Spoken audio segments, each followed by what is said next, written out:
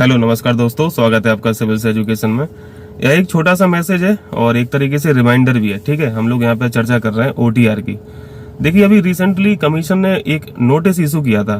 उसमें जो वैकेंसी वाला डिटेल था उसमें आप लोगों ने देखा होगा, उसमें नीचे पेज के नीचे नोट करके एक बात लिखी थी उन्होंने कि जो भी आगामी परीक्षाएं होंगी कमीशन के द्वारा, जो भी फोर्थ कमिंग एग्जाम्स हैं कमीशन के द्वारा, उसमें उससे पहले, उन एग्जाम से पहले भैया आप ओटीआर की जो प्रक्रिया है, ओटीआर का जो प्रोसेस है, आप उसको पूरा कर लें। ये साफ साफ लिखा हुआ है।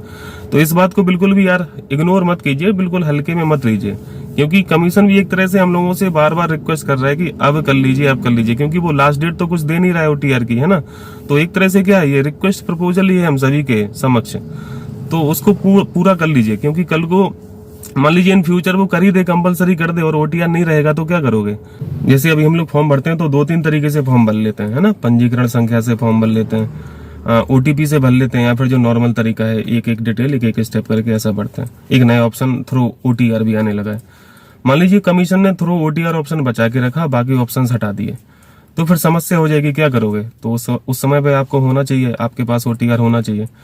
तो ये सब चीजें ना हो पाए उससे पहले जो भी आगामी परीक्षाएं हैं वो आप अपना कंप्लीट कर लें।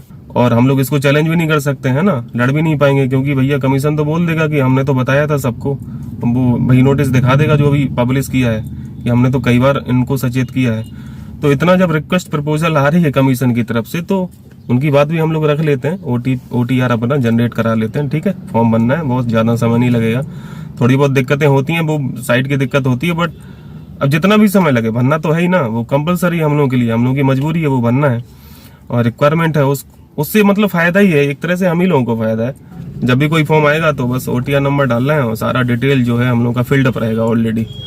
तो समय बच जाएगा, काफी बच जाएगा। जो यहाँ पे अभी समय देंगे हम ओटीआर जनरेट कराने में, आगे हम लोग समय पर हर फॉर्म में बचाते रहेंगे। ठीक है, तो ये मैसेज था, रिमाइंडर था आप लोगों के लिए। तो इसको बिल्कुल कैजुअली ट्रीट मत कीजिएगा, उसको जरूर कर लीजिए कंप्लीट।